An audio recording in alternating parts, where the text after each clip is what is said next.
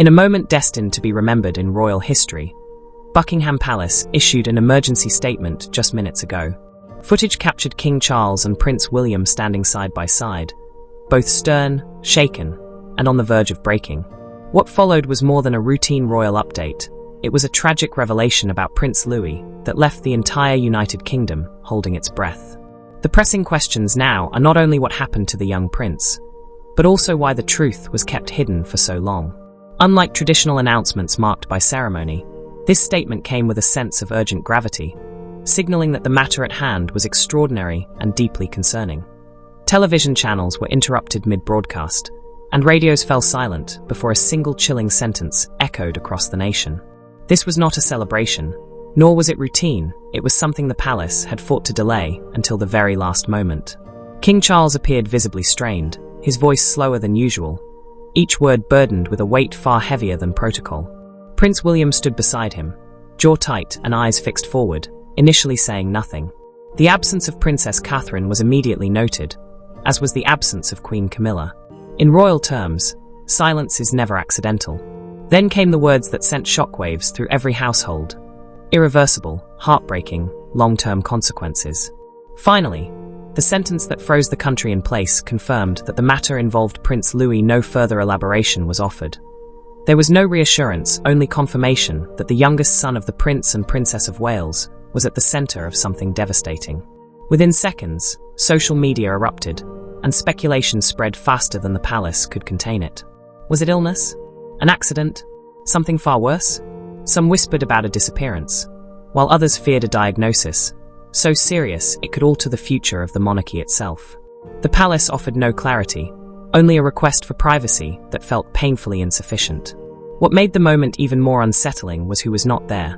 Princess Anne, known for standing firm during national crises, was absent, as was Queen Camilla, usually at Charles's side. 4 seasoned royal watchers. This was not oversight, it was strategy. As the statement concluded, cameras lingered just long enough to capture a fleeting moment. William exhaled sharply, as if holding himself together by sheer force, while Charles lowered, his gaze fell, hands trembling ever so slightly. These were not rehearsed expressions, but raw, unfiltered distress. Behind the palace gates, staff were reportedly instructed to remain silent. Phones were confiscated, and internal memos warned against leaks. Yet history shows that when the palace tightens its grip, the truth finds another way out, as reporters scramble for answers while the monarchy maintains an eerie silence.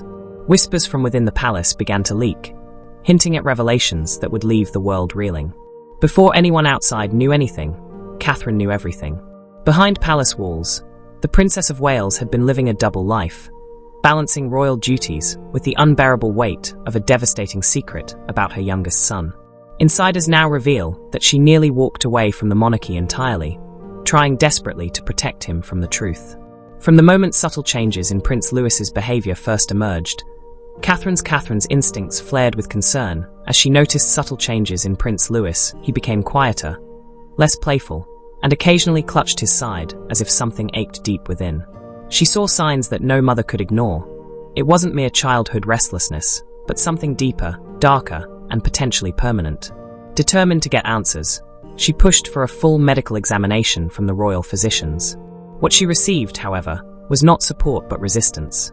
Palace aides, deeply concerned about public perception, urged patience, insisting the timing wasn't right, and that revealing anything could stir panic. To them, optics outweighed urgency. For Catherine, though, the weight was unbearable. In a rare moment of vulnerability, she cornered King Charles and Prince William in a private meeting, laying everything bare. Tearful and trembling, she pleaded that Catherine urgently demanded answers and action. But William, torn between his roles as prince and father, reportedly sat in silence while Charles promised discretion rather than transparency. It was in that moment Catherine realized she was alone in this fight. Her refusal to allow Louis to appear in public engagements soon drew quiet murmurs. Where was the youngest prince? And why had he disappeared from the family's Easter procession? She deflected questions, yet behind the scenes, she was relentless. She reached out to former palace staff who had once served Princess Diana, those who understood what it meant to shield a child from the institution's cold machinery. According to insiders, she even considered independent medical consultations, a move strictly frowned upon by protocol. What she discovered during this private pursuit only confirmed her fears, and at one point, she reportedly contemplated taking the story directly to the media. Before she could act, however, a message arrived not from Charles or William, but from a senior courtier, a direct order for silence. The weight of that command nearly crushed her, yet Catherine did not back down. She knew the truth could not remain hidden forever, and that someone inside the palace was actively working to bury it for reasons unrelated to Louis's well-being. Meanwhile, forces larger than her were already in motion. While the world viewed Queen Camilla as largely ceremonial, palace insiders claim she was far from passive regarding Louis's condition.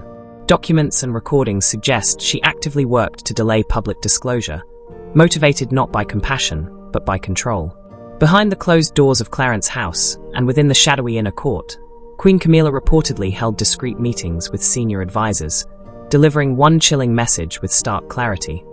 The public was not ready not for scandal, not for weakness, and certainly not for a royal child's health crisis to shake the very foundations of the monarchy. She called it a containment strategy, but others labeled it interference. Rather than embracing transparency, Camilla promoted safer narratives.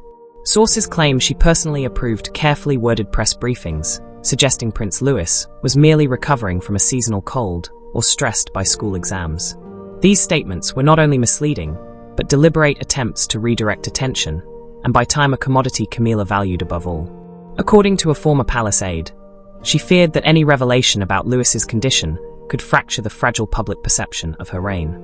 Still, striving to be fully embraced as queen, Camilla saw the looming crisis as an existential threat to her legacy. If the nation associated her reign with mismanagement or secrecy, her carefully crafted narrative since her coronation could unravel. Her campaign of control, however, did not sit well with everyone. When Prince William discovered that Camilla had personally intervened to override a planned medical disclosure about Louis, he reportedly lost control. In a rare moment of fury, he stormed into a closed-door meeting and accused her of prioritizing optics over his son's life, sparking a heated confrontation so intense that royal staff were asked to leave the room. Though the palace never acknowledged the incident, the tension lingered like smoke after a fire. The inner circle fractured further when Princess and, known for her unflinching integrity, confronted Camilla directly, urging complete honesty and arguing that shielding the princess and insisted that shielding the truth from the public would only deepen mistrust. But Camilla disagreed, insisting that silence was protection and that the monarchy needed unity, not scandal. And saw through the justification this was not about protecting Louis, but about preserving Camilla. To maintain control of the narrative, Camilla reportedly leveraged long-standing relationships with select media editors, prompting outlets to publish vague, softened pieces suggesting all was well with the young prince. Carefully timed photo releases, staged statements, and distraction headlines worked until they didn't. Even Camilla could not prevent the inevitable. When Prince Louis's diagnosis finally surfaced in royal medical records, the attempted cover-up collapsed into scandal.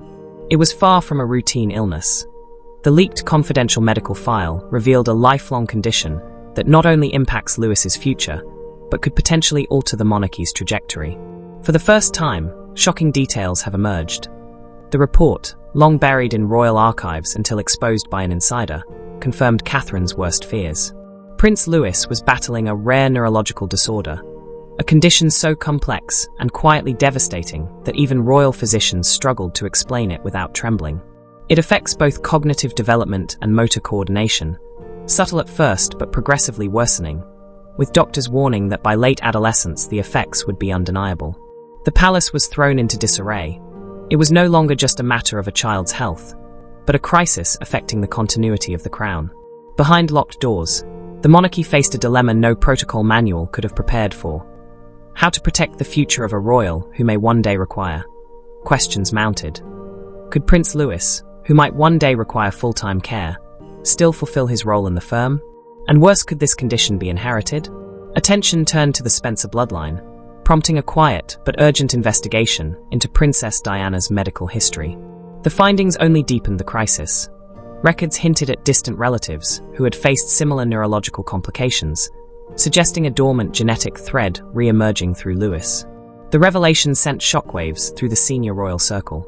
It was no longer just a health issue, it had become a question of legacy. Debates erupted immediately.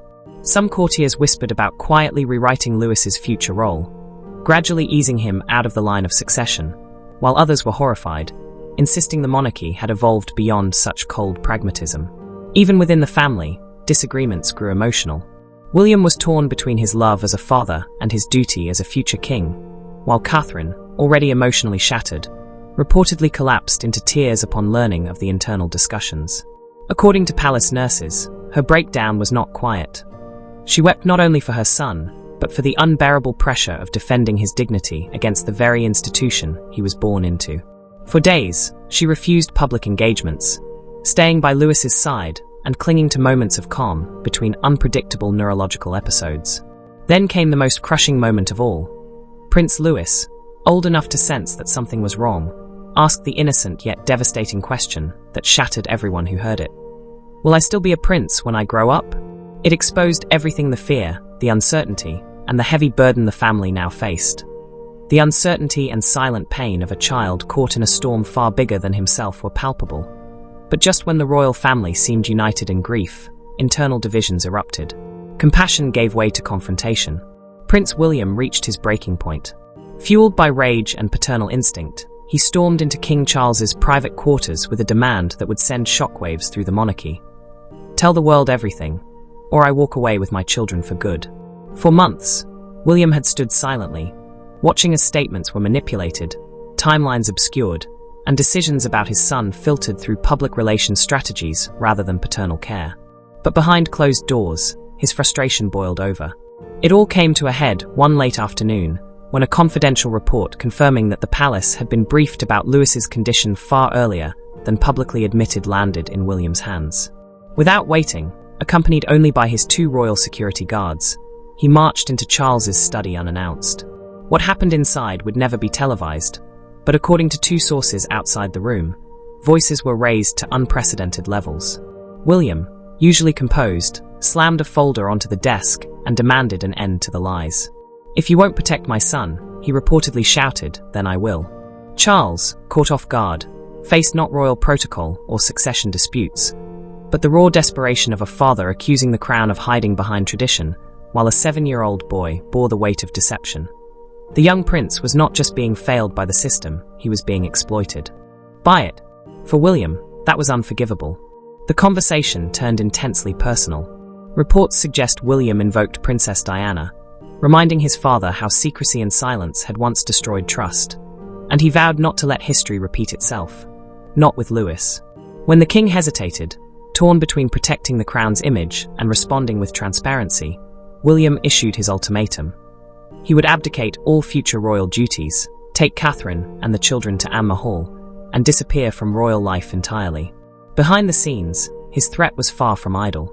Private letters had already been exchanged between William and several members of Parliament, exploring constitutional avenues for him to step aside permanently while shielding Louis from royal scrutiny.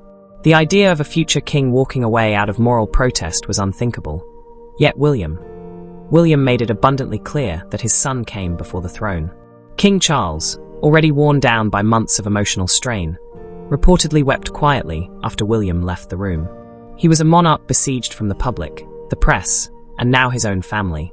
The choice was no longer symbolic, it was painfully real. Preserve the institution or preserve his family. Yet William was not the only one preparing for a seismic shift. Princess Anne had uncovered something even more explosive. Buried in the Royal Medical Archives was a document long thought destroyed, and what she found inside confirmed the unimaginable. Prince Louis's condition had been known by someone far earlier than publicly admitted. Her discovery began with quiet suspicion, and, never one to be swayed by palace whispers or media spins, had grown increasingly uneasy. The timeline didn't add up from evasive responses in high-level meetings to oddly delayed medical disclosures. Something was off. A woman who had spent her life navigating the truth behind royal veneers knew exactly where to start. The records no one else dared question. She requested a formal audit of Charles's private physician logs, determined to uncover what had been hidden. Princess Anne's move was unusual, but her royal rank gave her the authority to act. What she uncovered was far from routine medical documentation. It was a locked cabinet, sealed under an outdated confidentiality order, and it took weeks and a quiet agreement from a senior legal advisor before she gained access. Inside was a thin but damning file, stamped with a date that sent chills down her spine. It predated the public announcement of Lewis's diagnosis by nearly 6 months. The file contained a signed memo from a senior royal physician detailing early neurological scans and behavioral observations that aligned precisely with Lewis's current condition. Most alarming of all, it was addressed directly to King Charles. This was not speculation, it was documented knowledge. The king had been briefed, yet neither William nor Catherine had been informed, and froze, questioning whether Charles was protecting the monarchy or himself from the fallout of concealing the truth. The implications were staggering. Loyalty to the crown had always guided, but when that loyalty conflicted with family and an innocent child, a decision had to be made. She arranged a secret meeting with Catherine, away from staff and the press, and placed the file on the table, whispering the words Catherine had been waiting months to hear. "You were right all along." What followed was grief, not relief, for lost time, betrayal, and a monarchy that had buried the truth to protect its image. With that revelation, it was no longer just a health crisis. It became a full-blown monarchy scandal. When the public learned how long the royal family had concealed Prince Lewis's condition, the backlash was immediate and unforgiving, pushing the already fragile monarchy to the brink as citizens demanded answers. The public outcry demanded resignations, reforms, and apologies. It began with a single leak, a headline too brutal for the palace to ignore. From that moment, outrage ignited like wildfire. Social media erupted in a digital storm, with hashtags like #JusticeForLouis and #EndRoyalSecrecy trending across continents. People didn't just feel betrayed, they felt complicit, having praised a family that silently allowed a child to suffer behind gilded gates. The fury was both personal and loud.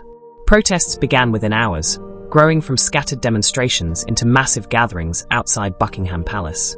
For 5 consecutive nights, crowds held signs not just of protest but of heartbreak. "A prince, not a prop," one read. Another declared, "Duty should never silence pain." No public statement could drown out their voices. The media, once cautious, became merciless, with front pages carrying explosive headlines that shocked even veteran journalists. The concealment of a child's suffering was no longer just an accusation, it was an indictment of an institution now seen as morally bankrupt. Commentators openly questioned whether the monarchy could survive another scandal, or if prioritizing its brand over a boy was the final crack in the crown. Catherine, already emotionally shattered, withdrew entirely from public life, under doctors' supervision, physically and emotionally exhausted from months of torment and deception. Once a symbol of poise, the future queen had become a mother broken by a palace that refused to listen. Parliament could no longer look the other way. An emergency session evaluated the monarchy's conduct and legal limitations in handling internal affairs without transparency. Calls for reform turned into demands for constitutional accountability. The public outrage was symbolized most viscerally when Camilla's official portrait was defaced in a gallery, spray-painted red with the words, "No crown without truth," leaving the monarchy exposed and trembling under the weight of collective betrayal. And just when it seemed the institution couldn't recover, King Charles acted. With the monarchy in flames and his son's fate sealed by diagnosis, he made the boldest move of his reign. In a televised decree, he announced a royal reshaping, one that ensured Prince Louis would never be defined by his condition, but celebrated for his strength. The announcement came without warning. Cameras rolled as King Charles entered the Grand Council chamber alone, no aides, no family, no crown. His face was somber, but his voice steady. In a moment that stunned critics and supporters alike, he declared the creation of the Royal Children's Foundation, a national initiative to support children with chronic and lifelong medical conditions, and it would bear the name of its youngest inspiration, the Prince Louis Foundation. But the king didn't stop there. With the weight of a nation watching, he issued a formal decree. Prince Louis would retain his full royal status, rights, and titles regardless of his health. Louis was not an exception to the crown. He was a symbol of its evolution. There would be no hidden heirs, no quiet erasure, no gradual fading from public sight. Charles reframed the conversation. Disability would not be disqualification.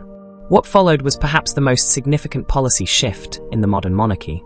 A royal order, signed on live television, established provisions for all future heirs facing similar challenges. The monarchy, once obsessed with perfection and pageantry, would now champion inclusion and representation. Then came the moment that brought the world to tears. As Charles concluded his speech, he looked toward the royal balcony.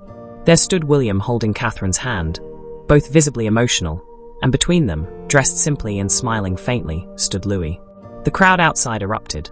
What began as protest had transformed into overwhelming support. Charles's final words echoed beyond the palace walls.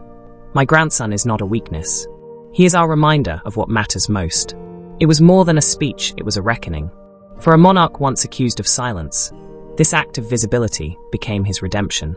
As cameras panned to the balcony, applause rippled through the crowds and into homes across the globe. Tears flowed, some of sorrow, some of relief, and many of awe. In that moment, the monarchy did not look like an institution. It looked like a family, flawed, yes, but human. And even as healing began, one final revelation from Louis himself promised to forever reshape the world's understanding of this quiet young prince.